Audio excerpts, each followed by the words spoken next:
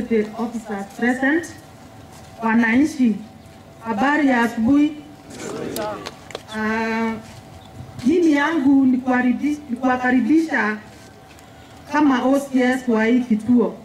Kwa majina naitwa Chief Inspector Jane Doita. Hii ndio nimesimamia Kaptembwa Police Station. On behalf of my fellow officers, nimewakaribisha kwa hii kituo. Mjisikie mko nyumbani. Tumesaidiana kwa maneno ya security na ningeomba tuendelee hivyo hivyo. Si ndio wananchi? Asanteni, mjisikie mko nyumbani. Asanteni sana. Thank you. Haya, asante sana Madam Jane na Mungu aweze kubariki. Tukiwa tunaendelea tuna ratiba siku ya leo, kwa muda huu ningependa niwe na kipindi cha dakika kama 5 cha utumbuiziaji kidogo, alafu ili tuweze kucheka hapa na pale. Naona watu sura bado, lakini nataka kuona meno iko nje kidogo, si ndio? Sasa kwa hivyo kwa sasa, kabla sijaleta vijana wetu, vijana wa nyumbani, Oscar na kikundi chake, ningependa kwanza nimlete dada mmoja hapa mrembo, anasema na wimbo anataka kuimba tu kwa dakika 2 tu. Karibu sana Lois, mpige makofi akija. Acha tukatimize jinsi mlivyotimiza siku ya leo. Na nimesema asante, mubarikiwe sana na karibu hapa, msiogope ati hapa ni station. Nimefurahi sana kuwaona. Muje vile mnakuja hivyo, tukue pamoja nanyi. Na wamama wenye wako hapa, nimesema karibu sana na tuwe pamoja jinsi yote kama tumeshikana. Na tumesema asante na mbarikiwe sana. Na Mungu akue pamoja nanyi. Asante. Hey jamani, hiyo lugha nyororo, weka makofi ya kutosha. Haya, Ronald Ingala, community policing. Hawa ndio wanga wanafanya kazi mzuri sana.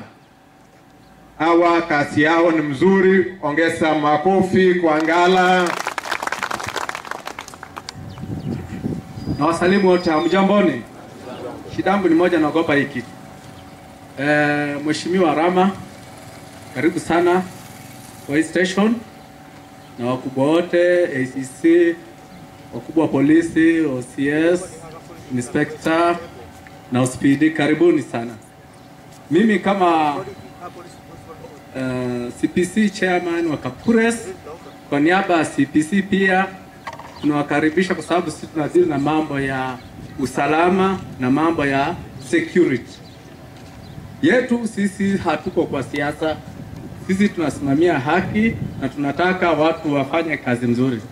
Nikitaka kuongea sasa, nataka kushukuru Mheshimiwa Harama kwa kazi nzuri ambayo umefanya katika sub county ya Nakuru West. Ukweli wa mambo,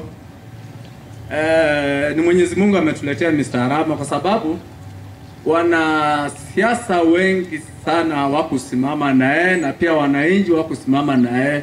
Ni Mungu alimpitisha. Hiyo ndio ukweli wa mambo. Naye Bwana Harama, nataka kusema asante sana kwa kazi nzuri ambayo unafanya kuinua vijana wetu, ili driving license iwasaidie katika maisha yao mengine, ili wasiwe wanabaki. Haya, iko nini? Ngoja kidogo.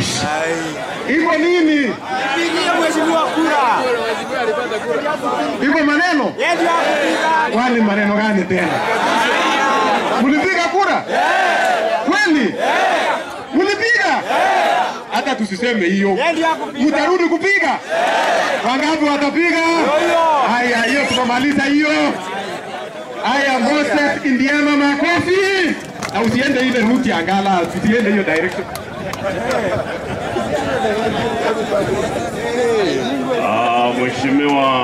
Mheshimiwa Samuel Arama, MP wetu wa Nakuru Town West. Mheshimiwa Peter Kajwang, MCA wetu wa Kaptembwa. SCC wetu, Assistant County Commissioner Manase Shuri. OSPD wetu mpya ambaye ako hapa. OCS, CPC, wana bodaboda na wananchi. Bwana asifiwe. Bwana asifiwe tena. Mimi naitwa Moses Ndiema, Sub County Secretary katika mambo ya CBC. Tena mimi ni spokesperson katika CBC. Sini makofi tafadhali. Hakika katika police reforms zimefanyika mingi na ningetaka kushukuru Mheshimiwa Arama. In fact, akianza kampeni yake, mimi mwenyewe nilimpeleka kwa shule mali mambo ni chairman Nakuru West 2012. Nikamuitia mkutano kubwa sana. Wazazi zaidi ya 2000 na nikamwambia mheshimiwa unatosha unga. Sini mheshimiwa unatosha. Napata unatosha. Hakika katika area hii mheshimiwa amefanya reforms mingi na ameleta maendeleo mengi kabisa ambayo hakika you are leading as others follow.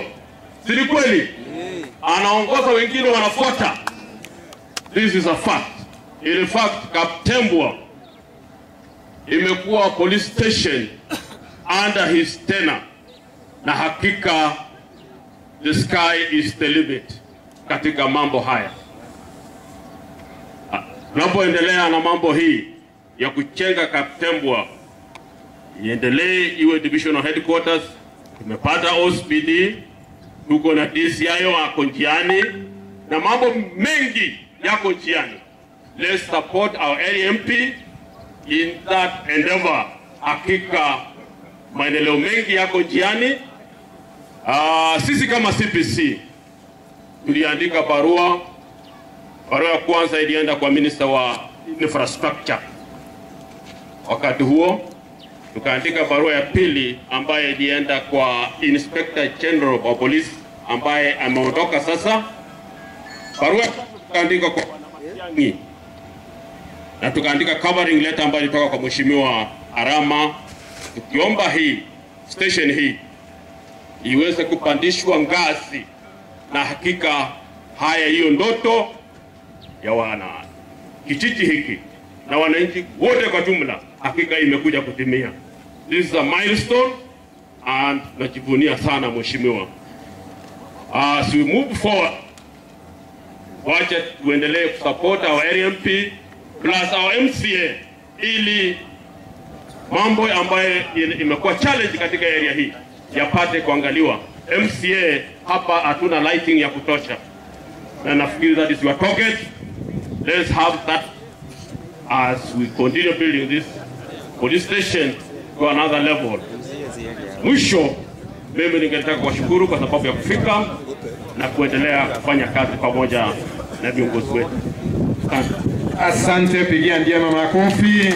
Haya, chairman sasa ya CBC Ambrose aweze kukamilisha hiyo sehemu. Pigia Ambrose makofi jameni. Oh, thank you very much. Thank you. Habari zenyu zote.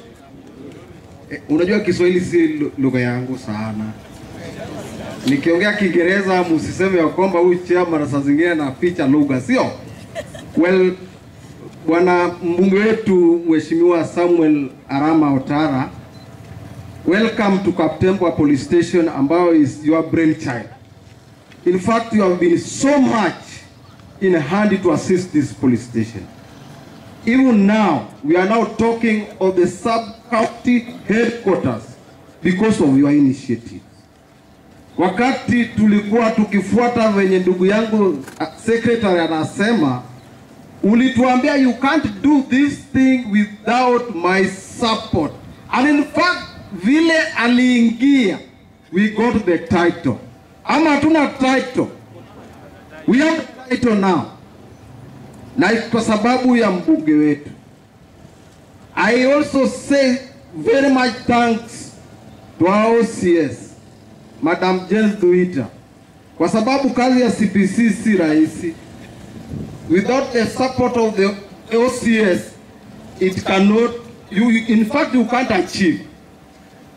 Sababu yeye ndiye ataeleza maafisa ya kwamba you have to work in tandem with the corporation, with the bridge that makes you understand what the common mwananchi understands. ambaye ni CPC, of which I chair that committee, as from London to Kapkures, Baruti to Ngata. Now you see how vast it is. And that is why you see, when we were given the OCPD, we in fact thought it wise. Atakuja kukalia hizi madebe kama OCS ama tutafanya namna gani? Na kuna ingine pale Ronda ambaye Mheshimiwa Rama alitengeza na karembesha na inaonekana mzuri sana. Tukasema ya kwamba for the holding purposes, wacha tuende tufanye renovation pale kama CPC na members of the public who are willing. Tukaribishe OCPD ambao ni sub-county commandant, ndugu wetu Nandi aingie na kazi inaendelea. Si hapo ni kazi mzuri? So katika kufanya kazi kwa mwafaka ya mazingira mema ambayo Mheshimiwa ndugu wetu Samuel Arama amelete, we are now getting things moving so smoothly. When there was a time when there was a flood here, I called my brother Koech.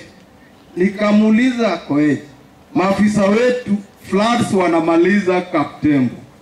Ndugu wetu Samuel alituma tinga ikatengeneza mtaro pale.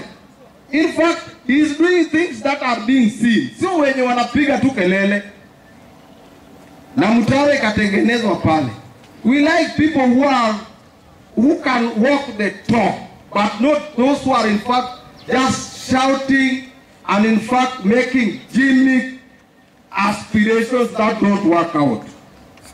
Next year, mimi najua hapa itakuwa ghorofa. Simpigieni mheshimiwa makofi jameni. Kwa sababu that is his brainchild. We are also going to support him.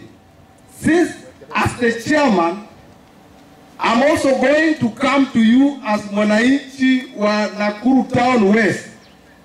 Nikibeba kibango hapa, nikikueleza ya kwamba lazima tu support Mheshimiwa Samuel ili Kaptembwa sub-county headquarters iwe na 3-story building. And in fact, when we were talking with the sub-county commander, aliniambia very soon we are getting the DCIO. Sio ati tutakimbiaga tukienda Central. Mambo ya CID tracking, wanabodaboda wenye wanawanyang'anya vitu, mutawatrack kutoka wapi? Hapa. Wamama wafanyabiashara wenye wanawasumbua kuwanyang'anya masimu, tracking zao zitafanywa zikitokea wapi? Hapa. So with all those few remarks, I would just request Bwana Koech, watu wa CPC wasimame waonekane, alafu mimi ni give out. Hebu simameni muonekane. These are my members, Mheshimiwa. Thank you very much. They represent the whole Nakuru Town sub-county. From the chief's office, I congratulate Bwana Chief Koech. Oh, sorry, Bwana Chief Kirui, with the support that he has been giving people of Kaptembo area hapa. Na Bwana Rashid kutoka Kapkures, na Keri kutoka Baruti, na Nyandika kutoka London. These people have been very much good for me. Sababu siwezi nikajua mwana CPC mzuri nisipopitia kwa chief. And that is where we have been in fact getting our credit. Thank you very much and may God bless you. Nataka tubinie chama. Umesikia hiyo kisungu? vile anapanga. Mimi nikijaribu kupanga itapotea njiani. Hebu wekea chama, nataka apate maua ndio aendelee kusaidia. Awacha wivu. Twende. Chama ndio. Moja, mbili, tatu, fungua. Thank you so much. Chama ndio imetosha na hiyo kisungu yako hiyo. Thank you so much. Haya, kwa niaba ya wazee wa area hii, nataka niite wazee wawili watatu, dakika moja sasa. Chris Ondiek, dakika moja tu ya wasungu. Pigia Bwana Ondiek makofi. Na kwa yenye mjui Bwana Ondiek, Mheshimiwa Rama akitafuta kura.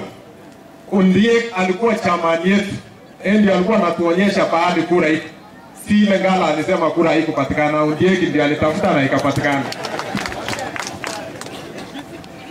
Asante Mheshimiwa Rama, wageni waheshimiwa na wale ambao mmefika, mjambo. Mimi jina ni Ondiek, nakaa Kapkures.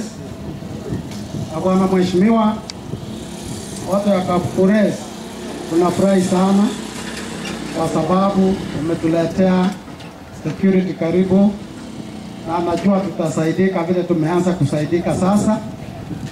Pale Kapkures tuko naye mambo ya security ambao sio machache.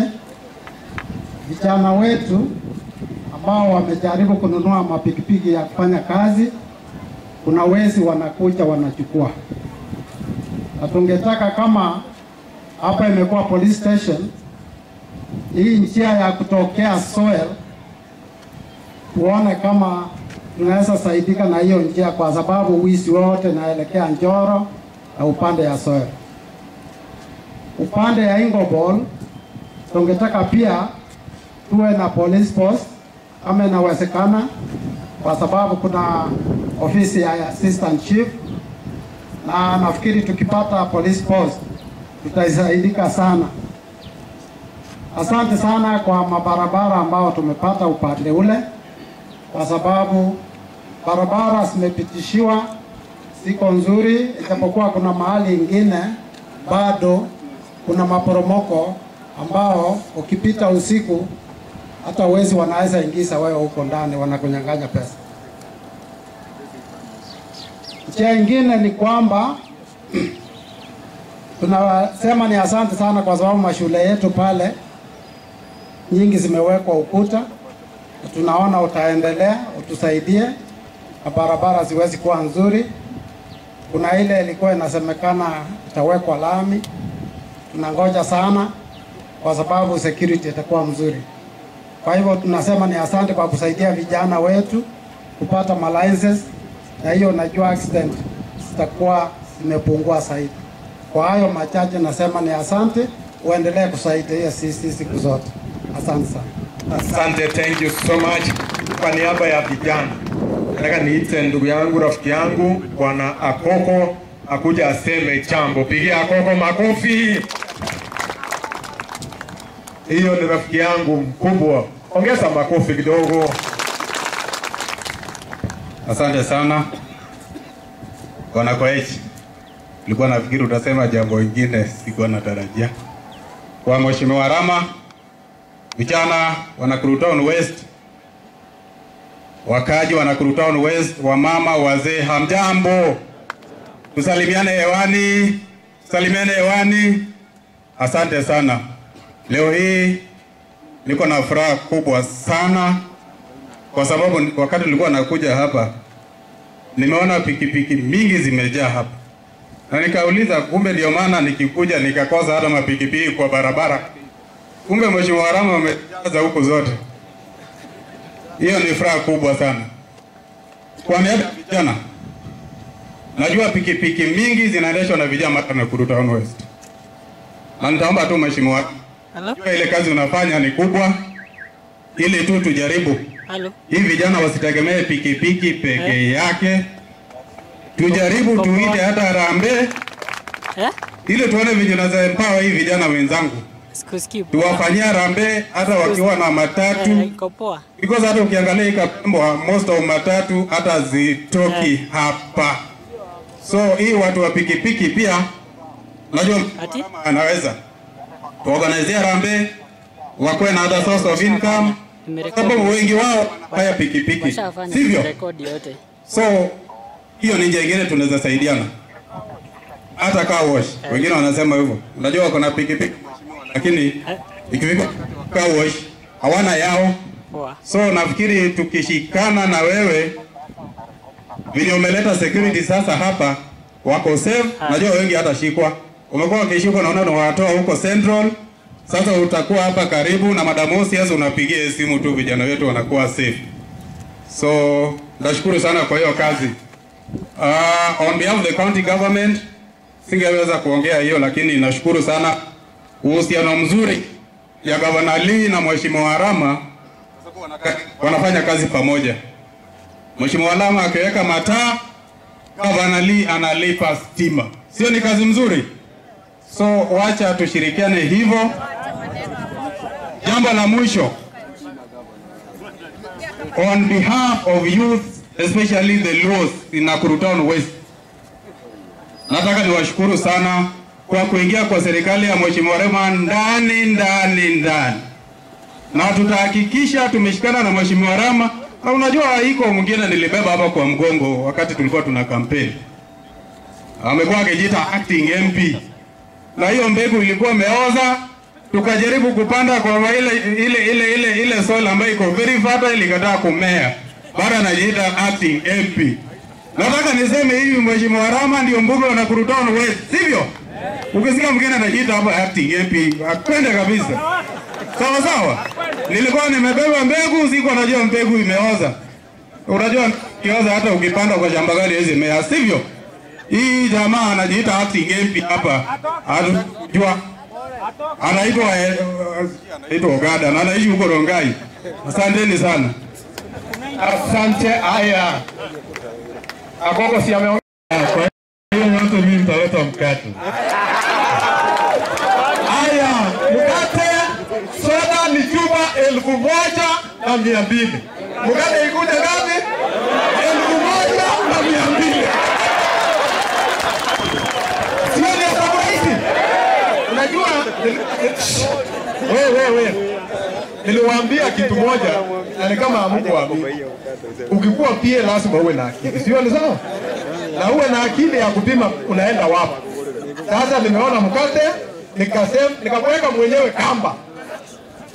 Na mimi nikiongea sina shida, Mheshimiwa amenipanga mapema, soda saa hii iko hapo ndani. So sina wasiwasi. Haya, nataka tufanye hivi. Soda usiende na chupa tafadhali. Ndio kesho nipate ngine ya kuletea. Hapo tunakubaliana?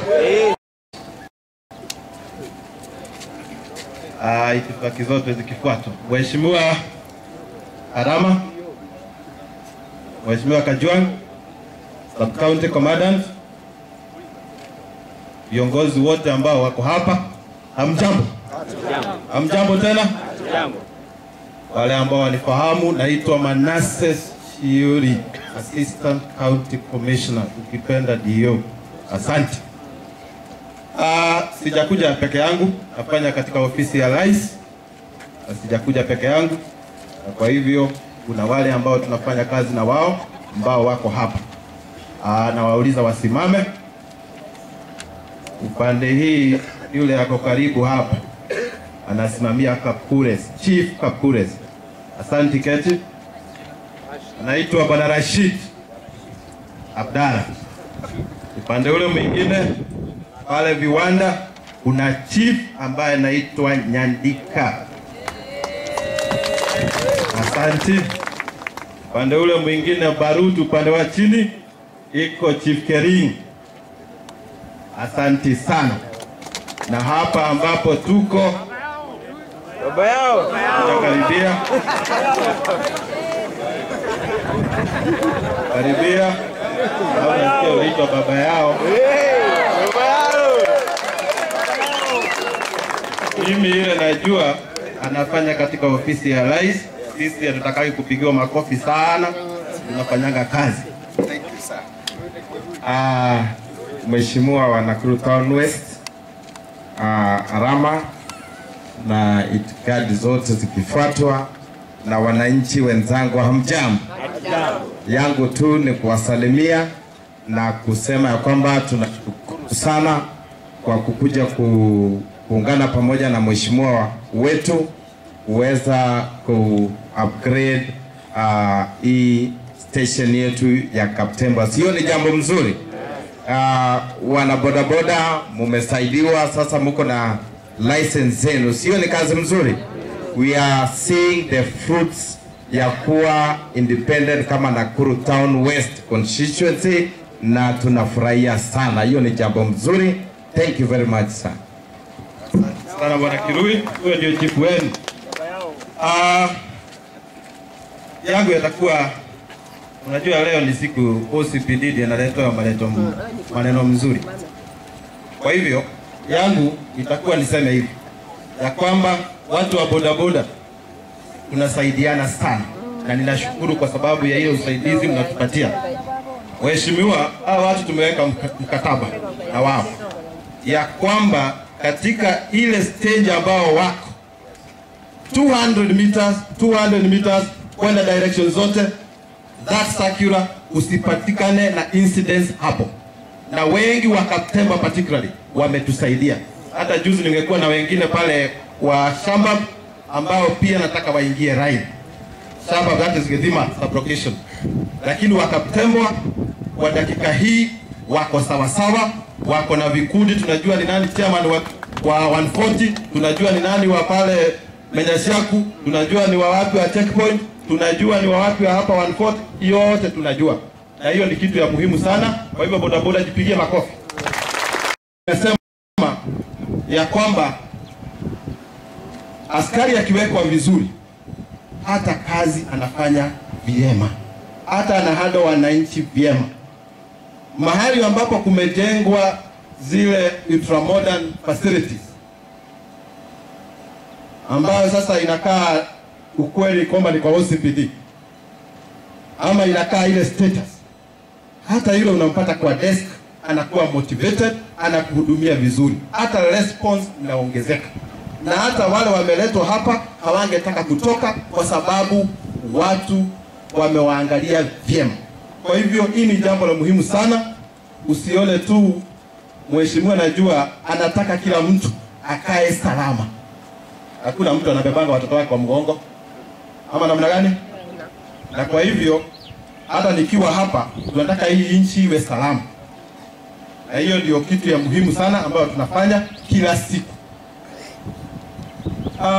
Pia niliongezea na kusema ya kwamba ya macho haistahili mambo mengi nisije nikiongea. Ya macho nyinyi mnaona. Mmejua ile alama amefanya. Na anaendelea kufanya.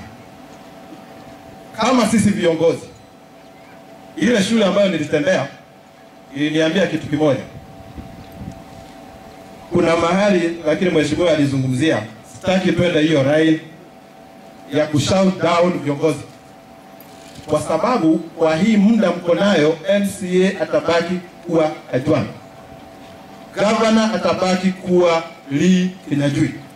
Kwa hii muda 2022 mtaamua, hiyo ni yenu. Kwa saa hii mko na mheshimiwa ambaye ana incorporate viongozi wote, hata wale wanampinga bwana Ukiti yako hapa. So unaona ya kwamba yeye analeta viongozi wote wakuja wapi? Hapa. Nyinyi kama wananchi nimewaambia ya kwamba mheshimiwa atawaitia hata governor Lee Kinyanjui akuje kwa crowd, awaitie MCA, lakini kusiwe na mabishano ya kushout watu down. Kwa sababu ikiwa hivyo MCA ataogopa kuja hapa, huyo governor pia ataogopa kuja hapa, na itakuwa ya kwamba ni mheshimiwa tu na strain resources ambazo zinatoka national government atakuwa akifanya ile kazi ambayo inastahili wengine wakuje hapa wapi. Hata mimi najua nalalamika kwa sababu security rights in maeneo mengi ambapo kuna security threat hakuna. Nadhani MCA anasikia hiyo ya kwamba mataa mengi haiwaki, na ni ukweli, na ingine haiko. So tunasema ya kwamba tupatie viongozi heshima wale ambapo wako, sio vibaya kuwakosoa. Hata mimi ninatakanga kama wewe ulikuwa unasema kitendo baya kimefanyika, nipigie simu, alafu you hold me accountable. You hold me accountable where I have not worked.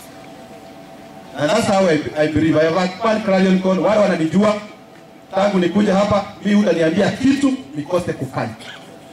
I can tell you for sure. Just tell me something and I will make sure I have done that. And I don't bet. Sio kubahatisha, nafanya. Na sio mimi peke yangu, tunafanya na OCS na viongozi wengine wote wa station. Kwa hivyo sio lazima unione mimi one on one. So kazi inaendelea. Bila kusema mengi, kwa sababu leo ni siku ya maendeleo na nimeona imekuja kwa National Administration na National Police for now. Nisingekuwa machifu, najua wako hapa na wengi. Ni vizuri mheshimiwa nikunongozee nikwambie, wengi hawana ofisi. Wengi wa machiefs wa Nakuru West, isipokuwa ile ya iko kwa ulijenga, maybe Chief Nyandika amejengewa ingine hapo. Wengine wote ni nyumba za kuombaomba. Hata yule ambaye tuko naye hapa Kirui, hata yeye pia ana ofisi. Ikupatiwa amepatiwa Kakare Enterprise, sijui akae kiasi. Kwa sababu nimeona uko na moyo ya kusaidia, na najua utaendelea kusaidia, wacha hata mimi nitoe obi, because hii inaitwa National Government CDF. Waliongeza National Government CDF. Tafadhali tunakusihi pia, ukipata nafasi, najua umemaliza hiyo mambo ya mashule, kuweka perimeter wall, kununua mabasi hapa na pale, hiyo ni mambo tunaona na macho. Shule naona madarasa yanaongezwa, hiyo ni mambo tunaona na macho. Barabara tunaziona. Kwa hivyo hata tuone face ya national government, ofisi mtu akihudumiwa hawa wananchi anawahudumia kwa mahali ambao kumekaa na standard. So hiyo ndio bilango. Mwisho nikimalizia niseme huduma namba inaendelea vyema. Kwa hivyo hata sifanyi kampeni ya mambo ya huduma namba saa hii.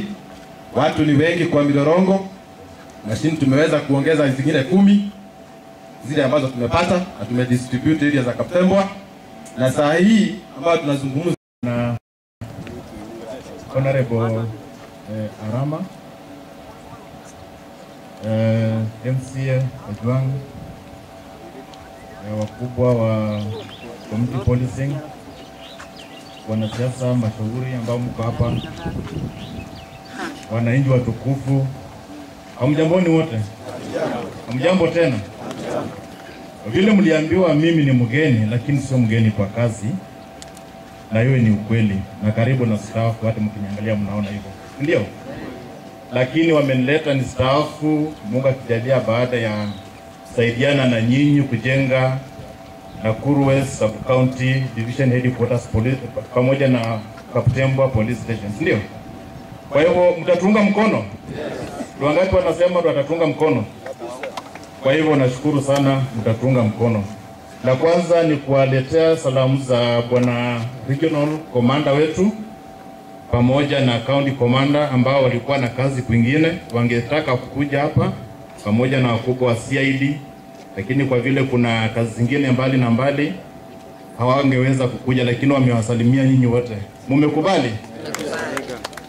Wameshukuru sana hii sherehe ya leo, na wamesema nitume special thanks kwa mheshimiwa kwa kuona hapa ni mahali ambapo anaweza weka ofisi ambayo itagharimu serikali pesa kama hizo. Kwa hivyo mheshimiwa, tunashukuru sana. La pili, ningetaka niwaambia kwamba niko na wenzangu ambao tunafanya nao kazi, na itakuwa vibaya kama sitawasimamisha, si ndio? Sana sana OCS pamoja na deputy yake na mkubwa wa Administration Police na yule ambaye yuko pale, kujeni mwasalimie tu kwa sababu ni nafasi yetu. Ni occasion ya Kenya Police na National Police Service, ndio? Na OCS ni mtu mmekaa naye kwa muda mrefu, nikimnyima nafasi najua mtaanza kulalamika, si ndio? Kwa hivyo acha awasalimie na aseme machache, alafu atanirudishia. Asante. Our MP, Mr. Samuel Arama, all protocols observed. Wananchi, habari zenu tena. Karibuni Kaptembwa Police Station, na tuendelee kuunga mheshimiwa wetu mkono ndio tujenge police divisions. Mmeona tumepata OSPD hapa. Tuendelee kuunga mheshimiwa wetu mkono ndio tujengewe, tupate DCIO, tupate base commander, au wote ndio tujitenge, si ndio? Tusiwe tunaenda central. Kwa hayo mashashe narudishia mkubwa wangu. Asanteni sana na karibuni. Asante. Madam Arama.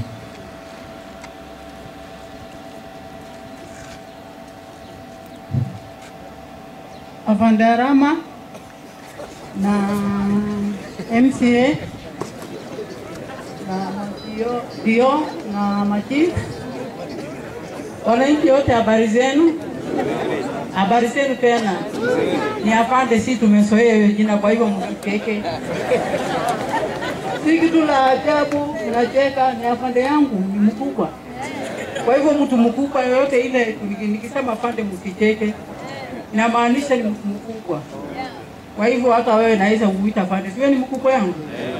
Kwa hivyo msishangae hilo, sione kama nimekosea, sijakosea. Kwa hivyo nitasema tu majina yangu, sababu mengine hamunijui. Niko pale kwa TC Kapkures. Mimi ni Chief Inspector Juliana. Mkubwa yangu leo hayuko, alienda off. So mimi ndio nimekuja kuwakilisha. Mimi nafanya na AP. Unaiona hiyo nguo tofauti na ile nyingine. Lakini sisi wote tuko kwa police, National Police Service. Kwa hivyo nafikiri wengine tumekutana kwa community policy na tumefanya kazi pamoja. Naona tukisaidiana pamoja, na kwa hivyo wao wananijua. Wengi wale wanijui, nafikiri sasa tumejuana. So tutaendelea kujuana zaidi. Kwa hivyo tunashukuru kwa siku ya leo kwa mheshimiwa wetu Arama ambaye ametuletea pesa ya kujenga station ya Kaptembwa. Kwa hivyo ninaomba tu wananchi pia muonge mheshimiwa wetu ndio awe na hiyo moyo wa kutujengea, si hapa peke yake, lakini kule kwingine hata Kapkures tunahitaji pia tujengewe. Kwa hivyo nitasema asante mheshimiwa Arama, uwe na hiyo moyo wa kutusaidia. Kwa hivyo nitarudishia mkubwa yangu, sina mengi, nitarudishia mkubwa wangu Bwana Oskili. Asante.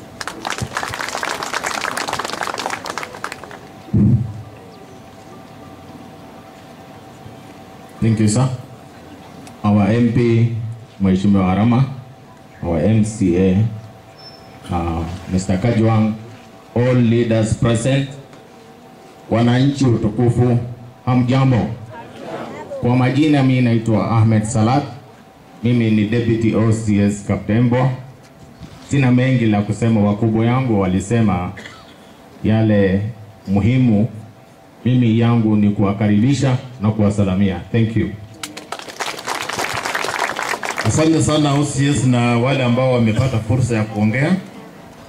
Tunajua tuna DCIO, lakini tumeambiwa yuko safarini kutoka Nairobi na nafikiri anaelekea pande hizi. Kwa hivyo hivi karibuni tutakuwa na ofisi ya DCIO.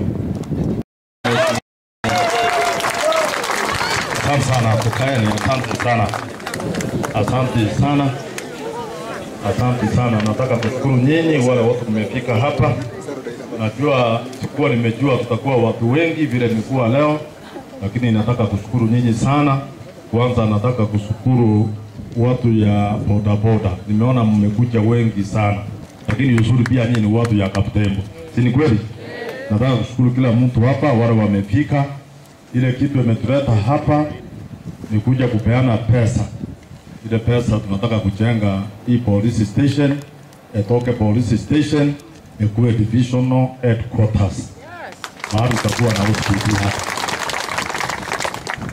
Wakati nilichukua usukani ya Nakuru Town West Constituency, iko vitu nilikuwa nafikiria ningefanya, alafu nitoke kuwa mheshimiwa, nitakuwa nafurahia sana. One of them ni tunataka kuweka hapa usalama, tukuwe na OCPD. Hiyo ndio kitu moja nilikuwa nafikiria sana. Wakati fulani tukasema tunataka kujenga manyumba hapa ya officers wao wanaishi, lakini juzi wakati Matiang'i ameingia pale akasema officers wapewe rent, wao wanaishi nje. Ndio tukawacha kujenga zile nyumba hapa. Ndio sasa tunasema tunataka kutengeneza police divisional headquarters so that ndio tusimamie hapa. It has been a challenge. Hata ukiuliza hawa wa CPC wakiongozwa na ndugu yangu hapa, huyu ameongea hapa, hao ni watu wanafanyia nyinyi kazi mzuri sana wakiongozwa na huyu Jema, kwa sababu kila wakati walikuwa wanakuja kwangu wanasema wanataka tufanye kitu fulani, nataka tufanye hivi, na nikawaambia nitafanya. Kwa hivyo nyinyi nataka kushukuru nyinyi sana kwa sababu mnafanya kazi mzuri, na si hapa peke yake. Tukienda pale Parut, naona ndugu yangu kama kansula amesema tukienda pale Parut iko mahali inaitwa Mwariki. Mko na mahali inaitwa Mwariki. Hapo tumeweka pesa ya kwenda kujenga police station. Tunaweka 3 million na iko anytime itakuja ile pesa ya serikali inakuja pole pole. Lakini pale tutajenga pale Mwariki itakuwa police station. Na pale Kapkures pale Ingopo mahali msikia Bwana Ndieki alisema iko chiefs camp kwa tumeweka hapo, na serikali ya Jubilee wakati hii wanataka zile chiefs camps zinaenda kuwa kama police stations, so that inakuwa one place. Unaenda kama uko na shida ya chief, unaenda unaeleza chief, kama chief anataka huduma ya polisi anapata polisi hapo, ndio na kazi inaendelea kufanywa namna hiyo. Na hiyo yote itakuja ku have security kila mahali. Hapa Kaptembwa unaona nilikuwa naangalia hii sketch map. Hii nilikuwa naangalia hapa. Hapa tutajenga, tutakuwa na ofisi kadhaa. Tutakuwa na ofisi ya hospitali. Huyu ameongea hapa, huyu anakaa hapa, huyu Patrick. Tutakuwa na ofisi ya deputy hospitali. Tutakuwa na ofisi ya DCIO. Already tumepata DCIO, is on the way coming, kwa sababu alikuwa Kakamega ya anaenda aende Nairobi alafu akuja hapa. Tutakuwa na DCIO hapa. Hapa inatakikana tukue na press commander. Maneno ya traffic, ile maneno yote mnaona hapa, watu ya bodaboda mnachukuliwa kutoka hapa mnapelekwa Central. Hiyo tunataka iishie hapa. Sitaki kuona watu wa traffic ama polisi kutoka pande ya Nakuru Town East wakikuja Nakuru Town West, kwa sababu this is a sub county kama ile iko pande ile. Na mtosi nilikuwa nimealika wakubwa ya polisi, hata DC angekuwa hapa, lakini sasa tuliongea nao jana, wakasema watakutuma, na DC akasema atatuma huyu ndugu yangu hapa. Kulikuwa na sababu, na mimi nataka niseme hapa au watu wote wakisikia, na mimi nataka tuende vile nitasema. Sub county yoyote inatakikana ikuwe na hospitali, ikuwe na OCS, ikuwe na press commander, ikuwe na DCIO, ikuwe na kila kitu ile kama iko pale na Nakuru Town East inatakikana ikuwe hapa.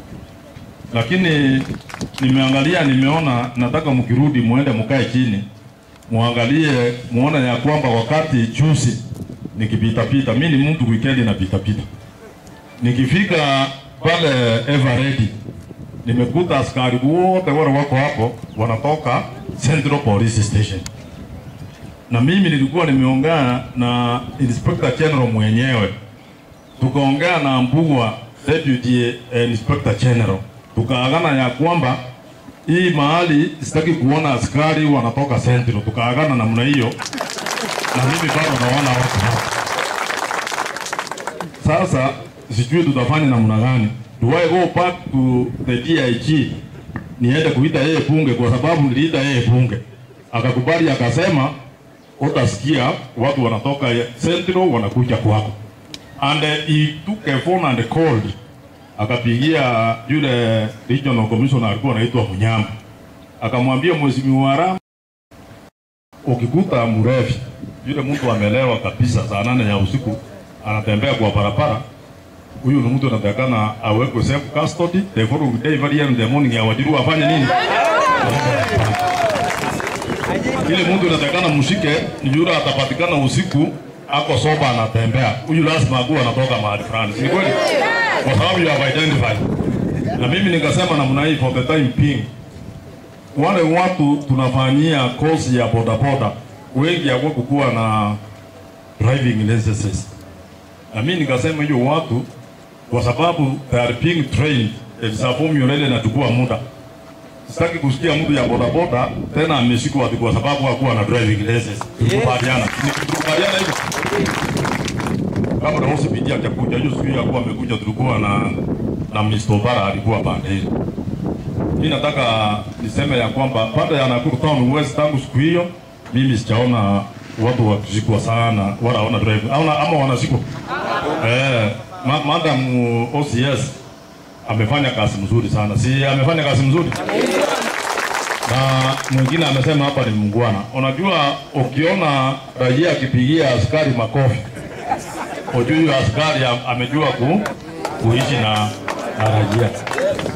Na mimi wakati nilikuwa na DIG Bwana Mbugua, nilimwambia nataka kuweka pesa ya kujenga ofisi ya OCPD mahali inaitwa Kaptembwa, lakini inataka kwa sababu hiyo pesa inapewa OCPD na inapewa OCS. Hao ndio wanaangalia vile itaenda kujengwa. Of course from my office tuko na fund manager na tuko na watu wengine, na hii project yote ikiisha inatakikana ichukue 16 million. Hiyo nimesema yote hiyo kujenga hiyo ofisi hiyo watu nimesema it's supposed to take 16 million, na hiyo ndio iko hapa. Sheria nasema lazima ukuwe na PQ ya watu ya public works, na hiyo ndio imetengenezwa hapa. Na hiyo ndio inaitwa public participation. Sasa mimi nafanya hapa. Mkisikia hii police station kujenga hiyo ofisi yote imechukua more than 16 million, sasa hapo ndio itakuwa na maneno. Ndio nikasema Bwana OCPD pesa hiyo 16 million nimeweka milioni 6 this financial year, mtapata hiyo milioni 6. This is the starting.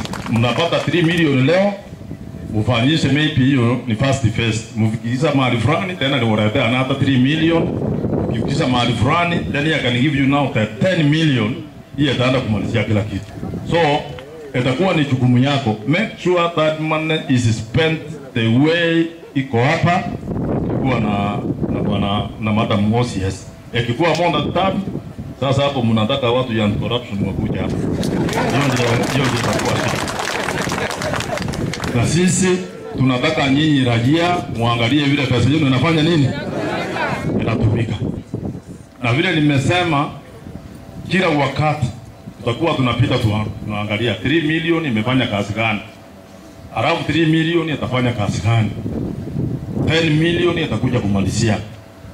Na hii itakuwa ni project ile inaitwa Unawacha Legacy. Kwanza nano Ukiki ametoroka. Unajua Ukiki ni mkora sana. Hapo wapi? Ukiki kuja hapa. Ukiki ni rafiki yangu sana. Kuja hapa. Unajua if you want to be a good student, inatakana unakuja unakaa unasikiza vile viongozi wanaongea, ndio utajua vile unaenda kufanya kazi. Unajua iko watu wanafikiria ati kupata kiti ni kupiga makelele. Iko watu hawajui namna hiyo. 2013 to 2017 wakati niliangalia dalili nikaona nikienda njia ya papa italeta shida, wacha mimi niende nipige kona niingie kwa kijana wetu Uhuru Kenyatta ndio nikuwe mjumbe tena. Iko jamaa moja alinifurahisha sana. yeye kila wakati mahali alikuwa anaenda alikuwa anasema yeye ni acting member of parliament. He acted everywhere. Anaenda anaongea vitu na kujibu. Kama unataka kuwa kiongozi mzuri, ukipewa nafasi, upeana vitu ili unataka kwenda kufanya. Mimi naheshimu huyu MCA sana. Unajua ni kwa nini? Kwa sababu hata watu wanataka kulipa yeye, lakini anasimama yeye anatetea, anasema atafanya. Si hiyo ni kiongozi mzuri? Kwa sababu yeye anasimama anasema hapo ni kweli, lakini mimi nitafanya. Unajua ni afadhali mpinzani kwa maendeleo, si kweli? Lakini ukisimama hapa uambiwe lete pesa, sasa yeye akaambiwa alete mkate, amepeana pesa ameenda kuleta mkate. Wewe umeambiwa lete pesa, unasema unataka kuenda kupeana jacket. Sasa nani anasema jacket ya tuwezi kupana? Hata sisi wale tunapeana. Lakini leo watakula nini ndio waongoje jacket ya wewe tukupea nafasi. Let me tell you. Mimi nilikuwa nimesema Okiki akikuja function yangu asipea nafasi yaongee. Kwa sababu gani? Kwa sababu akiongea hii ni function tumekuja kufanya kazi. Badala kuongea kazi, ondoe makosa waseme mheshimiwa Rama, hii police station ongeweka pesa mingi kuliko hiyo umeweka. Tujenge kwa visi ungefanya hata ya chief vile umesikia wanasema. Wewe unasimama unaanza kutuambia vitu ya 2022. Nani anajua 2022 tutakuwa wapi? Unajua 2022 tutakuwa wapi? Na nani alikuambia mimi naenda kusimama kura 2022? Mimi sijasema. Kazi yangu ile naendelea kufanya ndiye nafanya ni yaende kusimama. Na mimi nataka kuwaambia namna hii. If you think I have not delivered before God, don't kunipigie kura. Kama mnaona sijawahi kufanya kazi, kama sijafanya kazi vile mlikuwa mna expect, don't vote for me. Pigia yule ataenda kufanya kazi ile mnataka, and that is the way we want. We cannot force. Saa zingine mimi nikaona mtu mwingine amepata kidogo kiti hapa kwa county mahali fulani, anaongea maneno mingi, anasema vile anataka kwenda kufanya shui nini. Wacha ni wengine kama tumekuwa wengine kama hao watu, I could not be driving myself over the weekend, pengine nimeweka magari yangu yote nikuja naye hapa ndio muone mimi ni mkubwa, lakini si nimekuja peke yangu hapa. Mimi natembea mnanikuta, mimi napiga kazi. I came to know that the policemen wale wako pale from the time nilisema watolewe, bado ni askari wa Nakuru Town East wanakuja kusimama na Nakuru Town West. Mimi nikasema honest region Matarau. That is very wrong, and among in fact from here I was even trying to call the IG, lakini hachukui simu, sijui yako wapi. Hiyo ni kitu imenikasirisha sana, kwa sababu tulipitisha bunge tukasema ya kwamba kila sub county lazima ikuwe na vitu fulani, and I chair a meeting when I said that lazima kila mahali ijisimamie. Then now you can see me nikipita askari anasimamisha pale. Hata ile maneno umesema ya malpractice, watu ya prison wana OCPD, what do they know about traffic? What do they know about traffic? And then we don't have a shortage of police officers in Nakuru Town West. Pale kabla hujakuja pale KF, mimi nimeenda hapo kuokoa watu wamewekwa pingu na watu ya prison. Nikiwauliza mnawajia nini pingu, wanasema hatujui hawakuwa na license. Ile license tulikuwa tumekataa because they didn't know. I had to go to Yobara, sio watu walikuwa pale, mnakumbuka siku hiyo? I had to go myself tayari watu waende kutolewa. Imagine watu wameshikwa wamewekwa pingu kuanzia saa 3 asubuhi, mimi naenda saa 6 kuwatoa. Na wamewekwa hapo, wamefungiwa kwa mapikipiki yao na pingu. Hata nikaona mwingine juice anasema Rama anapeana driving license kwa watu ya bodaboda, ati akiona watu ya bodaboda anaona kama ni waizi. And that it was in the ilikuwa kwa WhatsApp. You can imagine how people can be sad. Bwana OCPD na deputy county commander, hii watu ya pikipiki hii ya bodaboda, tuseme leo waseme hawataki maneno ya hiyo bodaboda, wameweka waseme wanataka kuwa waizi, utafanya nini? You will not have enough policemen to arrest them. Not even arresting, hata sasa utaweka wapi? So when you are saying that this hatuwezi kufunja sheria, but we bend the law kidogo tu, So that ndio hiyo watu nataka kila mtu apate. Umesikia 300 of them walienda wakafanya driving test 26 wakaanguka, au nimesema tena warudie 26 tarehe 8. Ni tarehe 8 crash. Yes. Tarehe 8 then we have to have another 300 wanaenda kufanya. Na tarehe 15 waenda kufanya namna hiyo mpaka tufikishe ile watu kama 2000 wale wako na boda boda hapa wale wanaendesha. So they could have now moved from one state to another kwa sababu watakuwa na driving license. Alafu watu wote tumesema wote vile wako namna hiyo, we want them to form a SACCO so that this SACCO ndio usaidie kila mtu akue na insurance ya pikipiki, so that kila mtu, unajua watu wengi pikipiki ni ile wamekomboa. Hiyo ndio natakana muelewe namna hiyo, wamekomboa kwa sababu yeye amekomboa pikipiki lakini mwenyewe hajaweka insurance, amempatia pikipiki. Sasa mnaenda mkikuta mtu wako na pikipiki haina insurance, mnasikia yule anaendesha, mnawaja mwenye pikipiki na mwenye pikipiki ndiye yako na makosa. Ni kweli yeye ndiye anabeba pikipiki yake. Mpaka watu wakinunua, kila mtu anunue pikipiki yake. Ningeomba tu we bend the law kidogo. Kama mtu anapatikana yule ana insurance, let's go and trace the owner. Na akikuja yeye anatuambia wewe kitu moja tu, weka insurance, chukua pikipiki yako na mtu wako alikuwa anaendesha. Unajua tutasaidiana, ndosi tutasaidiana. Namna hiyo tu, kwa sababu hii ni pesa tunataka kuinvest. Na tukasema tukikuwa na SACCO ndio kila mtu akuwe na pikipiki yake, sasa ndio itakuwa ni rahisi. Watu they are working under very difficult conditions kwa sababu pikipiki amekomboa, mnaelezwa anaambiwa apeane 300. Kutoka hiyo ni ile nitakana ape mwenyewe ataweka insurance. Ile pikipiki ndio inatakana hiyo mtu atoe, ukafanya kazi kubwa sana yake shule. Hiyo pikipiki ndio inatakana atoe pesa akule na familia.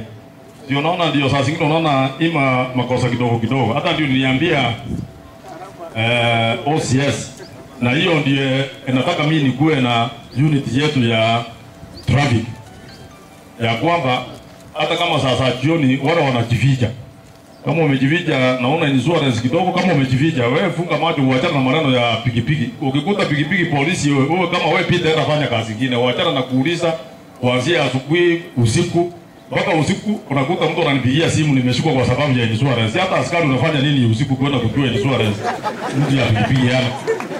Tusaidiane tu, tusaidie watu. These are human beings. Hao ni watu wanafanya kazi. Ama namna gani? Juzi nimepeana pasali. Ukiki mimi nataka ukikuja kuwa mjumbe, hiyo unasema 2022 in case ukikuwa, mimi naona mko na maneno na koecha. Sasa hivi mtakubaliana. Nilipeana pasali hapa ya form 1. Form 1 si wote wale watoto walito shule ya serikali, pasali form 1. Nilipeana nikasema the only condition ilikuwa ni kuleta mahali ulipigia kura na Nakuru Town West, ulete na barua ile mtoto ametiwa shule. Sisi tunalipa first term yote. We were paying full. Yote tulikuwa tunalipa 100%. Na hakuna kitu kama hiyo imefanywa na any member of parliament anywhere. Na wakati niliambia Nairobi, niliambia meza mbaso parliament nimepeana, walisema ni uongo. Unasikia watu wanasema ati huwezi kupeana, na mimi nilipeana. Hivi you ask the fund manager here na wakina Koech ya Wakurara walikuwa wanafanya day ya ndio kwa hiyo kila mtoto aende shule. Na nikasema we get the poorest, wale hawajiwezi kabisa, walikuwa 20 of them. Si wamechukua checks zao? Yes, wamechukua checks zao, tena tunawaribia free. Na mimi nikaambia watu ya boda boda, sijui amukulete maji. Nilikuwa nimesema hata nyinyi tumeweka pesa yetu kidogo kwa wale boda boda yule anaendesha, kama ukuu umepata ulete, lakini so far wameleta hakuna mtu ameleta. Kwa hiyo nyinyi mko sawa. Kama mlete watu ya boda boda bado utapeana. Alafu tukasema namna hii, wale watu wote wameapply pesa, kila mtu lazima atapata pesa kama wewe ni mpigaji kura wa Nakuru Town West. Alafu nikasema namna hii, total orphan yule anaenda secondary school nikasema 15,000. Kama uko na mzazi moja unapata ya 12,000. Nikasema kama uko na wazazi wawili unapata shilingi 10,000. Hakuna mahali enda uliza compare hata constituencies. Kwani hii si mtembea hapa karibu tu mtembea ama mahali mnatoka huko kwenu nyumbani, si kila mtu anatoka kwa. Mmewahi kuona kitu kama hiyo? Hakuna. Uwezo kupata pesa mingi namna hiyo. Hii ni kujipanga. Na ile kujipanga sasa ndio naambia wale watu wanataka kwenda kukua wajumbe. Unajua mimi nimekuwa twice. Hata mimi nikikosa leo mnafikiri nitaona mbaya, si 2013 mlinisaidia nikapata. 2017 tena mkanisaidia nikapata. Na ile ndugu yangu amesema ati kura huwezi kuchukua kama hujashinda. So watu wakupatia, wale wamekupatia ndio. Kama pengine wewe ulikuwa unataka mtu yako kama hakufanya bidii achukue kiti shauri yake bwana. Wewe si hii ni kujipanga. Sasa kama mimi nimejipanga namna hii, mimi nikikuja kwa watu ya bodaboda nafikiri out of 2000 people na sakosa watu wote 1000. Sakosa. Na unajua tunaenda nomination. Na chama hii hatujajua ni gani, Jubilee mnasikia vile imekuwa. ODM mnajua vile imekuwa, unajua msiangalie chama. Hii chama ndio watosi huku juu. Si hapa mlikuwa mnalimana wote ODM na Jubilee. Hatukuwa tunaongea lugha moja. Sasa mnasikia juzi rais alikuwa wapi na Raila? Walikuwa China. Na wakati walifika mahali inaitwa Dubai, wakasema wamechoka sana na hii watu kwa sababu pesa imekosa, wacha tukaa hapa tukule raha mpaka tuende kukesha. Lakini sasa nyinyi hapa chini mnaendelea kupigana hapa, ikifika wakati ya kura mnasema hamtaki kuona mtu anaitwa Arama kwa sababu ameenda Jubilee. Hatutaki kuona mtu anaitwa Okiki kwa sababu hapo ODM. Okiki barara akuje tuungana aone vile anafanya kazi, aendelee kulifuata pole pole, yeye kazi yake ni makelele kwa WhatsApp. Atakuja mkutano yangu, nikumpea nafasi ya ongea, tena anaanza kuongea maneno yote hiyo huwezi kuelewa ni ya nini. This advantage. Wewe unajua unataka advantage. In fact, kama mimi ningekuwa nataka kusimama, kama mimi nataka kwenda kusimama kiti sometime ya gama na mengi nitasimama wakati fulani.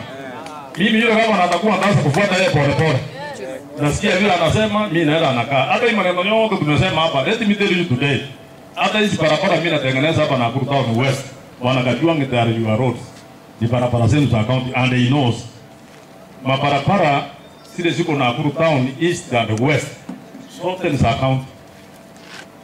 Kama anataka kwenda kutengeneza barabara, lazima niambie mtu ya kera ama kura, aandike barua, apate permission from the county, ndio tuende kutengeneza tuweke pesa.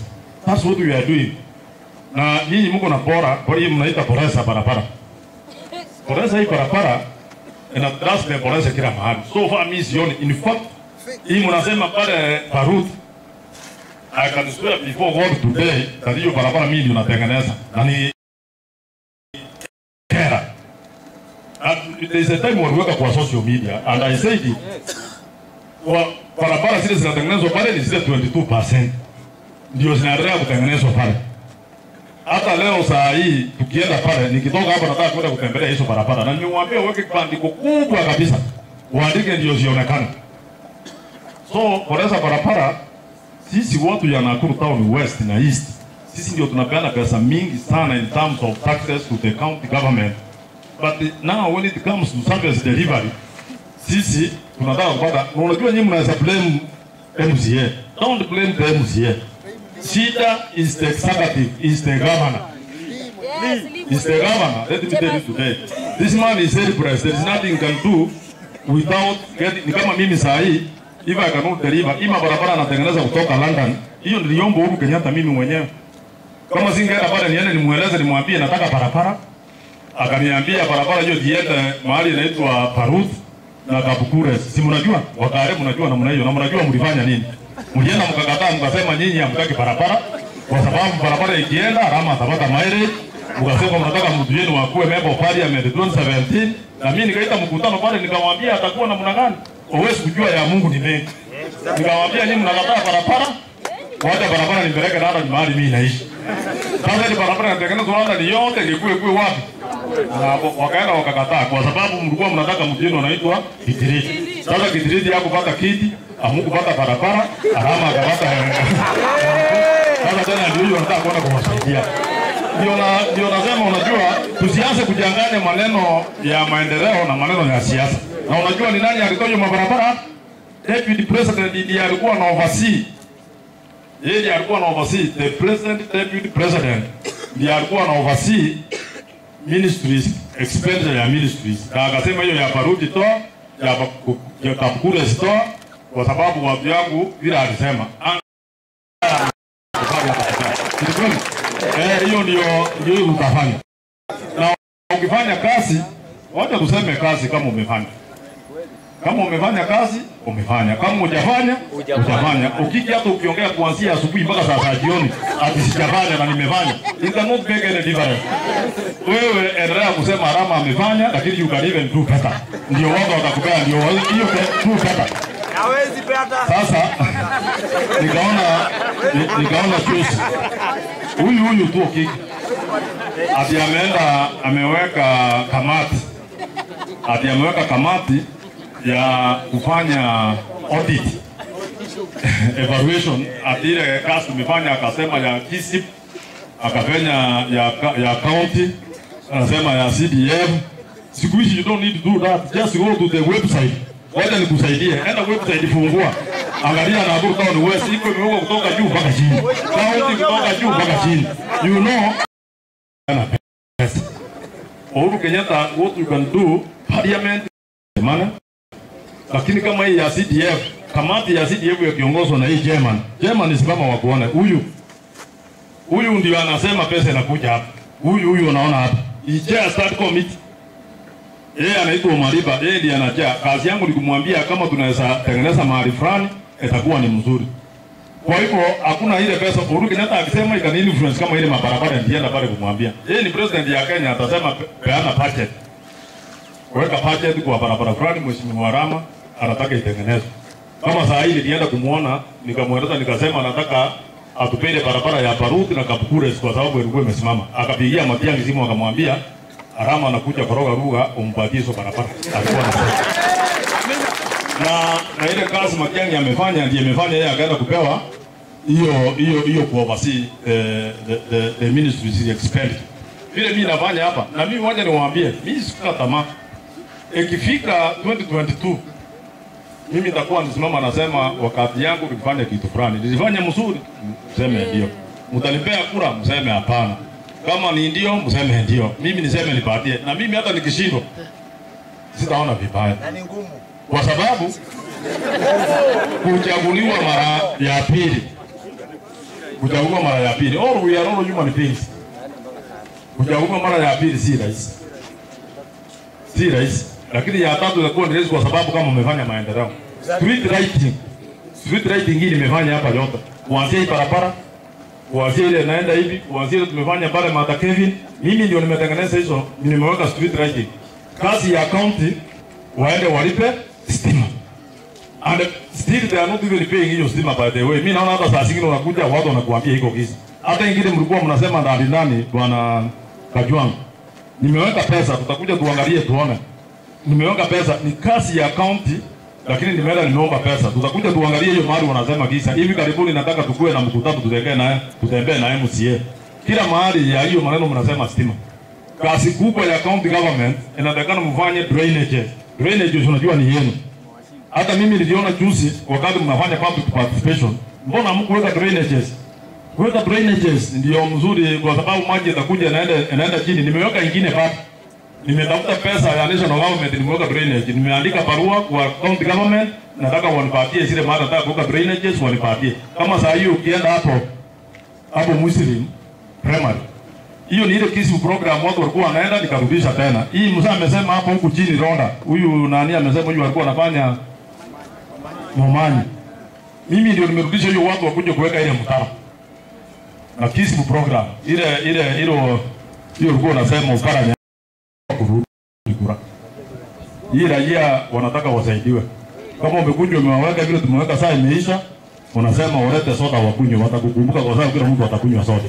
Wewe vile umesema uongoje mpaka sijui waende kupeana jacket, bado watu wanaendelea kuongoja, lakini waje nikwambie hii itakuwa ni shida kwako. Ile kitu tumesema bwana hospitali tukubaliana, na mimi naona huko hapa representing the DC celebration ya mwaka huu June 1st tunataka kuifanyia wapi? Kapkures. Na sifike wakati yote tena mwanzo kuniambia because mimi sitasikia kama mmeform kamati. Kwa ile kamati ya sherehe. Naambia DC tusikuje kukosana na yeye kwa sababu nilikuwa nimesema tutafanyia na nimetangazia raia ya kwamba tarehe 1 tunataka tusherekee wapi? Kwa hivyo hiyo kamati yenu hata muwekane pamoja, mkue na hiyo kamati tukutaka tukubaliane, we only have one month. Tuko na mwezi moja tu. Sote ndio tujue vile tutaweka pale ndio tuende kusherekea pale. Unajua ni kwa nini? Kwa sababu pale ndio utapata watu wakuje kuongea ile maneno wanaona mbaya, ili wanaona mzuri, wakinokiki wapate nafasi pia waongea ile maneno yao wanataka kuongea. Alafu ndio nitoa yeye njia kidogo. Unajua yeye amezoea. Amezoea sana. I know is my friend. Hata insurance yeye huanga ananikatia. Hatujawahi kukosana nimwambia atinapeleka insurance mara nyingine. Hata anakuja hapa anaongea vitu mingi. Anakuja anaongea pesa, anaenda kukata, akipata commission, anaita watu hoteli wanaenda kulima na hiyo pesa yangu. Wanasema tu sawa. Sikaona mbaya. Kwa sababu ni rafiki yangu ama namna gani? Hiyo ndio urafiki. Hiyo ndio urafiki. Kwa sababu muulize sijawahi hata leo nimempatia nikatie moja. Na mimi ni pesa mingi, si pesa kidogo nampatia. Sasa akienda pale tena anatumia hiyo pesa, anaambia watu wanasema kuja tunatafuta nini? Unajua hii uongozi inapeana na Mungu. Na Mungu kiki ni elder. Ukikuwa elder, hata wacha nimwambie kitu moja ukiki alifanya. Wakati nilishinda Ochoki alienda kotini akasema nimemuibia kura. Witness yake moja alikuwa ni nani? Okiki. Mtu ya mkono. Yeye ni mtu ya mkono ya Ochoki. Kwa hivyo ni wakati gani mimi nilienda kusimama na Okiki kura? Si alikuwa mtu ya mkono, alikuwa agent ya Ochoki. Mahali anaitwa Kaptembwa na Heshima. I think he was a chief agent. Sasa chief agent amewaje mdosi yake anaitwa Ochoki, huyu ananiheshimu sana. Sasa yeye ndiye anasema nataka kumtoa kwa kiti. Chief agent atatoa si yeye ni mtu ya mkono. Alikuwa mtu ya mkono. Unajua hiyo ndio makosa ulifanya, na wakati akienda kotini akaenda akapeana usaidi ya uongo. Unajua hiyo usaidi pia ya uongo Mungu anafanya nini? Unajua alisema nini? Ati mataa elisimika mahali inaitwa Kaptembwa na Heshima ndio ikafanya mimi nikashinda kura. Na wakati tulienda kuhesabu kura ya Heshima na Kaptembwa, Ochoki ndiye alikuwa ananishinda.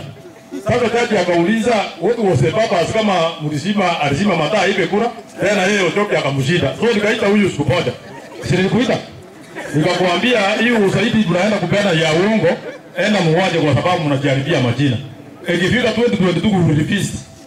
Hiyo tena kurifisi hiyo yako hiyo unaenda kupeana uongo. Kwa sababu hii duniani uongozi inafanya nini? Inapeanwa na Mungu, usiende kudanganya. Usiende kudanganya. Ndio nimesema wale wote walipata ni Mungu alifanya nini? Aliwapea. Hata saa zingine watu wanasema gavana alifanya vile alifanya akachukua nomination. Mimi sijui. Mimi najua yule amechaguliwa ni nani? Ni gavana. Na bwana MCA, iko pesa imekuja inaitwa Kenya Support Urban Program. Kuhusu ICT ni that committee. Na tulipata 1 billion ikakuja hapa. Na hii 1 billion watu waliitwa wakaenda wafanya public participation. Si mlienda? Watu walienda wakafanya public participation in town hall. Ndio hiyo mimi nasema hata ligi Nyanjui angalie sana. Asikuje kufika wakati tuanze kulipenda tuleta shida hata kama amechaguliwa na watu. Hiyo 1 billion ingekuwe kwa municipalities, that's Nakuru Town East na Nakuru Town West. Sasa mimi naona hiyo pesa yote sijui mlifanya public participation, mkasema vile mlisema, sijui Nyabuto leo ameenda wapi ndiye alienda. Sasa hiyo pesa yote imewekwa na Nakuru Town East. Na Naivasha. Hapa Nakuru Town West ni kawaida imefanya nini? Imewajwa hivi. Badala ukiki wewe ufuate hiyo pesa. Kwa sababu hiyo ndio pesa ya muhimu zaidi. Hiyo ndio imepotea at least hatujui mahali iko. Inatakikana mtafute mfanye oversight hiyo pesa. In fact you should be able, let me tell you, watu wa Nakuru Town West hivi karibuni kama hiyo pesa itawekwa hapa au depend nitaambia watu tutakuwa na mkutano tuwewe matawe mpaka kwa ligi Nyanjui. We are going to do it. Na Rick Nyanchui aliniambia mimi, nikaongea na mtu yake chief of staff, tukaongea, nikamwambia nataka drainages, nikapeana PA yangu, wakaenda na DC wakasema mahali inatakana iweko drainages, na hiyo pesa yote sasa wametoka wamepeleka Nakuru Town East. Na mimi nilikuwa nimesema kama hata tata pande hii nilikuwa nataka kwenda kusimamisha hiyo pesa Nairobi, lakini akanidanganya. Sasa anaenda kuweka kwa gazeti, akaweka Nakuru Town West, lakini wakaweka gazeti nyingine tena. Sasa hiyo pesa yote imeenda wapi? Imeenda Nakuru Town East. Hata sisi ni wa Kenya, hata kama mimi ni Mkisii, hatuwezi kukubali mtu asema ati anataka kupeleka pesa ya umma, pesa ya serikali, ya national government, hata si yake, si pesa yake. Hiyo ni pesa ya national government imekuja, tukae watu wa Nakuru Town East na watu wa Nakuru Town West, tukutane tuseme kama ni 1 billion 500 yakuje pande 500 yende pande ile ikuwe 1 billion. Alafu sasa ndugu yangu yeye Rick Nyanchui anataka mimi niendelee kumpigia makofi, na amenidanganya, amepeleka pesa pande ile, watu pande maji inaendelea kuchukua. Hiyo siwezi kukubali. Nitaenda kuita mkutano juzi baada ya Ng'ambo. Wakati Deputy President alikuja alisema ametupea 100 million. Si alitupea 100 million? Na hiyo pesa anasikia imetoka, lakini hatujui mahali iko kwa sababu ilikuwa inapitia through the county government. Watu ya Kapkures, pesa yenu ile niliitisha ilipeana, lakini iko wapi? Kwa hiyo mimi nitaita mkutano, nikiita mkutano tutasaidiana, tubebe matawe, tufunge hata maparapara mpaka Uhuru Kenyatta ajue ya kwamba iko maneno yanaendelea hapa Nakuru Town West. Hatuwezi kukubali. Hiyo wanatukosea. Ati kwa sababu ati Nakuru Town West imeendelea kimaendeleo kuliko Nakuru Town East, sasa pesa yote inakuja wanapeleka pale. Na mimi nikichukua constituency hii barabara, hata nikipita hapa ilikuwa ni matope, ilikuwa kila kitu, hakuna kitu ungekuwa mahali unapita. Sasa kwa sababu imekuwa mahali ya kupita, ndio watu waanze kusema pesa yote inakuja inaenda pande hii. Tutakubaliana na hiyo kweli? You are taxpayers. So Rick Nyanchui lazima ajue ya kwamba sisi tunamwangalia. Watu ya boda boda, wewe mtosi umesema umepeleka bills parliament hiyo bunge yenu.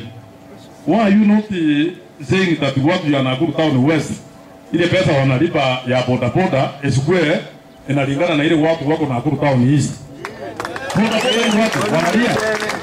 Imagine wanakata kama ile mtu wako na CPD anataka kukata kama ile mtu wako hapa Kapembo, na mtu wako Bahati na mtu wako mahali anaitwa Kiti ni kama hapa, lakini yao wanakata 200, lakini yao wanakata 400.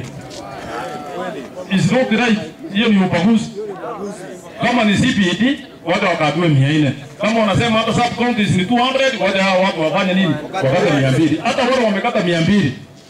Mtu akienda akikata 200 akifika CPD tena anaenda anashikwa. Ati umeuta kufanya nini? Wewe ni mtu ya watu. Unajua sometimes endo ukatae bwana Kajwang'. Hii watu wanapiga kelele kwa sababu hiyo ni maneno ya county. Na mimi nataka ushirikiane na wewe kuanzia saa hii, uone kama hii watu watakupigia makofi wewe unatukiana. Tuende kufuatana. Wakati imesikia watu wamekuwa mistreated na watu ya county, hiyo is your pocket. Yes. Natakikana hii watu wasumbuliwe na ile watu unaona kidogo kidogo wanashikwa kwa sababu ameshikwa kwa sababu pengine hajapeana kama mwingine juice. Yeye ameshikwa na watu ya county. Yeye pikipiki yake ilikuwa imeharibika. Ndiye imekuwa saa hii ameenda kukata. Anaenda anaambiwa transport ukate mpaka ile mwezi ilikuwa inapita. What for? Na kwa anafanya kazi. Pikipiki ilikuwa imelala kwake. Those are some of the things inatakana uende mkatae, utafute sub county, wewe ndio mtosi.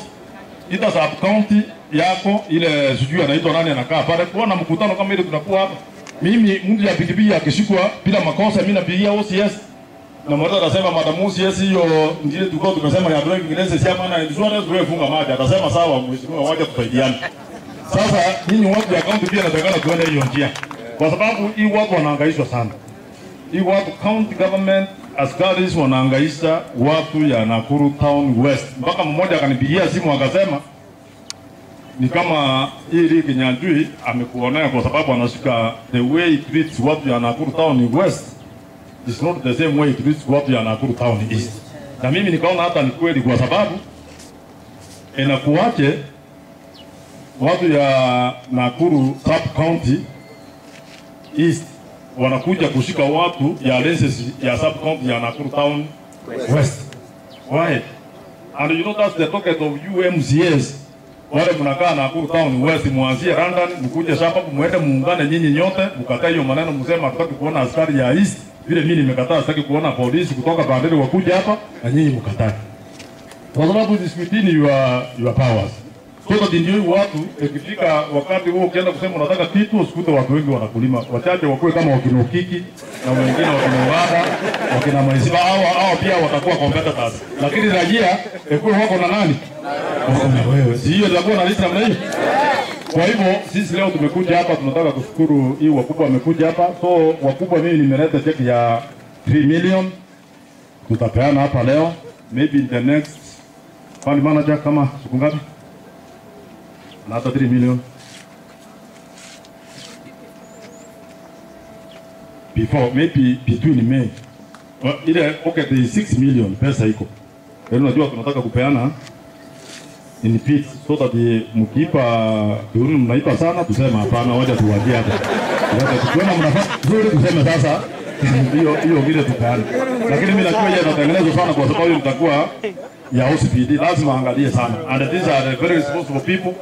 Hata niliambia Inspector General, niliambia CS ya Interior, nikawaambia OCPD aendelee kukaa hapa, yule madam aendelee kukaa hapa mpaka tukamilishe hii mjengo.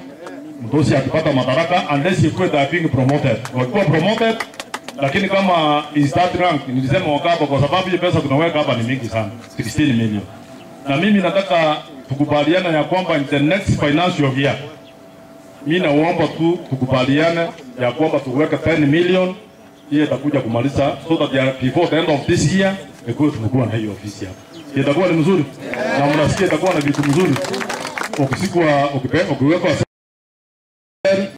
is self contained. Unajua hata kwa hiyo seli hata choo usiku ndani hapa. Ni self contained kila kitu. Hata tumesema tutengeneze cafe kama umeshika umewekwa ndani, watu wanakuja wanakuletea chao na unaletoa pesa tu, unaitisha kutoka hapo unakunywa. Ndio inakuwa rahisi. Unajua inakuwa rahisi kwa nini? Ndio inakuwa rahisi kama liko mbali ni kufikia kabla utapelekwa wapi? Utapelekwa kwa hoteli. Hiyo ndio rahisi.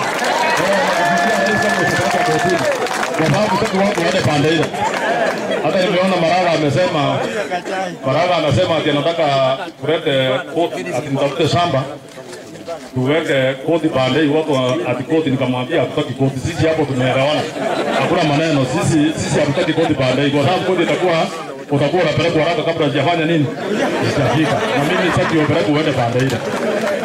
Kwa hivyo sisi leo tuko na shukrani sana, tumekaa sana, lakini ni maendeleo. Na mimi nataka wewe waambie tulikuwa tumesema tunataka kuwa na barasa kama hizi kila mahali, so the next barasa pengine tutakuwa naye pale Kapkures Ngetiji, ndio mkuje muongee maneno ya ile maji, muende muongee maneno ya hiyo pesa, tuende tuongee maneno ya sherehe na maneno mengine. Ile maneno ya siasa huku juu wacha tuwache, sisi wacha tuongee yetu hapa chini, kwa sababu nimegundua wale watu huku juu hata sisi hatujuangi maneno yao.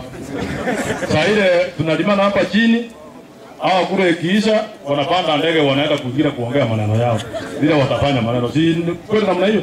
Sisi wote tuongee yetu hapa nje. Hapa chini. Siko wengine juzi nikasema hata Matiang'i anaweza simama karibu wakarewa ni wewe, wanasema ati kwa nini unasema Matiang'i. Sasa Matiang'i ni mtu yangu, nani atasema kama mimi siwezi kusema? Hata sijasema, hata yeye hajasema. Mimi nilisema tu. Kusema Matiang'i anataka kusimama. Ilikuwa social media kila mahali. Nasema Arama hataki maneno ya TP, hataki hapa, na hakuna mtu hataki maneno ya mtu. Hata mimi kura yangu ni moja. Na Mungu anapeana uongozi, nimesema ni Mungu, si kweli? Lakini hata mtu yako ukisema mtu yako si mbaya. Ni mbaya kweli kitu ya huko juu. Sasa kama yeye alipewa kusimamia pale Kapkures, tunataka kutenga ofisi ya DC. Na nimeomba Matiang'i nikamwambia anipe milioni 50. Nijenge ofisi ya DC na amekubali. Amekubali, amesema atakupea. Alafu kwa hiyo ofisi mimi nikasema tunataka kutenga ofisi ya CDF. Nimeambia fund manager iko ile pesa 4 something we allocate kujenge pale Kapkures, ofisi ya mheshimiwa itakuwa hapa. So that ndio tufungue Nakuru Town West. DC akikuwa pale ng'ambo, hospitali yako hapa, ofisi ya mheshimiwa tukua pale, atakuwa anapita hivi, akiingia hapa anaenda wapi? Anaenda kukaa na DC. Kwa sababu ndio mahali afanye nini? Mfunguke. Maneno ya kura msijali. Si hata last time hamkunipigia lakini nikapita 2013. 2013 naona umetoka. 2013 mkasema nimeenda chama mbaya ODM nikapita. 2017 nikakuta ile chama yenu mlikuwa mnasema tena mkasema hapana, hii mtu sio amefanya tena hamkunipigia nikapita. Sasa si lazima tulete maendeleo kwa sababu hii watu vile nimeangalia nimeona watakuja kukaa bila maendeleo. Lazima tupeleke maendeleo hata kama unataka kupiga kura ama kama hawataka lazima tupeleke maendeleo hapo, si ni kweli? Sasa juzi nimeenda kufungua maji pale mahali inaitwa Kamunandi. Pili ikakuwa 350. Wakati gavana alienda akasema hii maji nataka irudi kwa county government ndio waende kufanya nini. Nikaenda pale nikamwambia ikienda mtapata shida. Wacha niwalipie 350 lakini saa hii muweke communities zote. Muweke wa Kisii ndio wanaishi hapa, muweke wa Karanjin, watu watumie maji. Mnalipa sio kama mmeweka namna hiyo. Naona nyinyi mnatoka huko. Na mimi nikawapia pili ya 350 pesa yangu ile nililipa.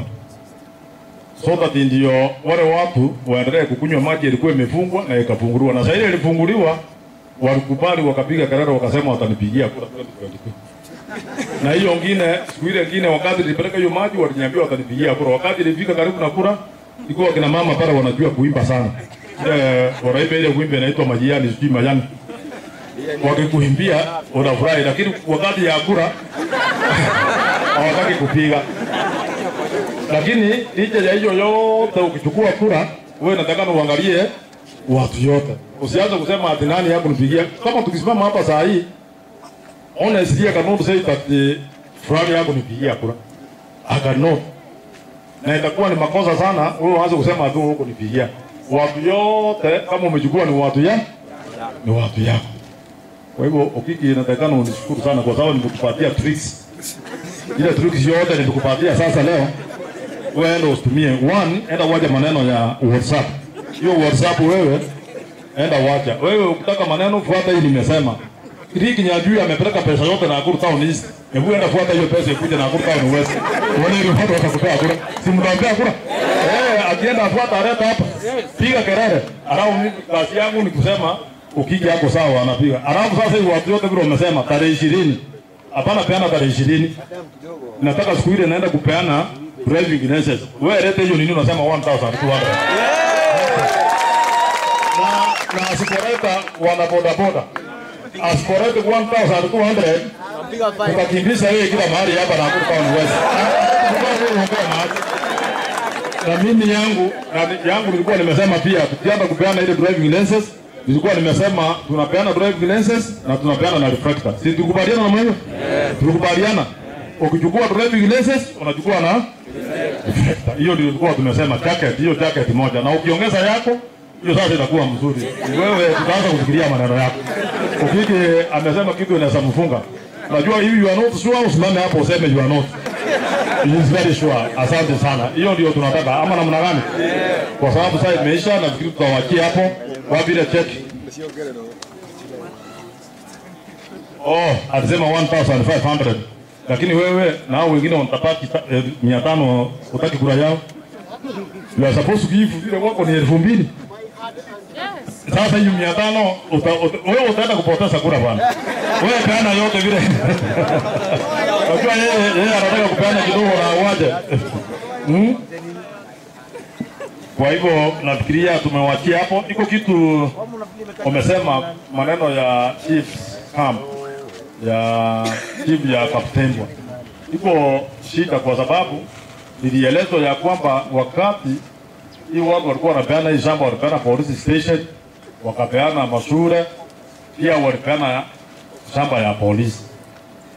Hiyo sasa ndio inatakikana wale watu ya CPC mtusaidie, muende kwa ofisi ya DC muone wale original. Nimeona mzee hapo pale, mtusaidie muone hiyo shamba kama iko, na kama ilikuwa imechukuliwa basi. Sasa hii tuko na hospitali hapa, tuko na DC hapa, hata watu wanakuja. By the way, nitaka kuambia hapa hii ofisi hii ya leo wanakuja na mtu ya Special Crime Prevention Unit. Special Crime Prevention wale ni wale mlisikia ukifanya kitu hapa hawa waongojangu au ukileta kama wewe ni mkora ni risasi. Kwa hivyo kama wewe ni mkora na unajua unaishi hapa, hao watu wakikuja wakifika hapa, wewe ameenda na Nakuru East. Kwa sababu hapa itakuwa ni shida. Alafu bwana Usbidio amesema hii watu wanaitwa confirm. I think hii watu ya confirm hata kama ni wachache sana wako hapa. Wengi mimi nasikia wako pale Bondeni na Bondeni. Ile Kivumbini. Maybe watu wanataka kuleta hiyo tabia pande hii. Lakini pande hii I can tell you ni wachache sana. Why I'm saying like that? Tusikuje kuanza kushika vijana wale wanakuwa suspects tu kumwangalia usiku useme ni confirm, halafu useme ulikuwa umesema hapa. Mimi nataka kama mtu anashikwa na ako na msasi, mnaita wasasi tu wakuje wa identify. Kama ni watu wa confirm then waende mbele, lakini confirm inajulikana hapa iko mahali inaitwa Kivumbini. Flamingo. Wengi ndio naona wako hapo na Bondeni. Lakini kama wamekuja Bandeni wachache na wale wachache wako hapa, mimi nataka ni invite hawa wakuje kwangu tukuje tuongee. Kama wewe ni confirm ukuje nikutafutie pesa ufanye biashara. Uwache maneno ya confirm, hiyo utaleta shida. Kwa hivyo kama wewe ni mtu ya confirm, enda kwa ofisi mshikane na koeki mkuje wapi? Mkuje kwangu. Si ni kweli? Na sasa saa hii kwa sababu iko handshake. Uhuru amesema hakuna maneno ya siasa ile ya kupigana ya kuleta maneno mingi. Anataka watu wafanye maendeleo kama hii inafanya hapa leo. Uhuru amekataa. Na handshake imeleta amani. Si mnajua namna hiyo? Kwa sababu kama ingekuwa handshake wengine ukija angekuwa anakaa hapa. Angekuwa analeta maneno mingi. Ni vile yeye atajua handshake ya aende pole pole. Nairobi hakuna demonstrations. Hakuna watu walikuwa wanaenda kazi. Na hii huduma namba huyu amesema hapa, Deputy County Commissioner amesema, Assistant Deputy County Commissioner. Hii ni kitu ya muhimu. Number is very important for us. Na watu wengine waliogopa wakasema ati ukienda kushika utajulikana huko na mabibi wengine ya kando. Ati wanaogopa kwa sababu watu wako na bibi ya kando. Kama uko na bibi ya kando hiyo ni yako, sisi hatutaki kujua. Wewe kaa na yeye. Lakini hii hakuna mahali itaonyeshana tena. Wengine wako na watoto kando. Unajua siku hizi Kenya hapa kama unataka kujua mtu wako na mabibi ngapi wacha akufe. Sasa hiyo ndio naona hata juzi ninasikia watu walikuwa wanafanya shopping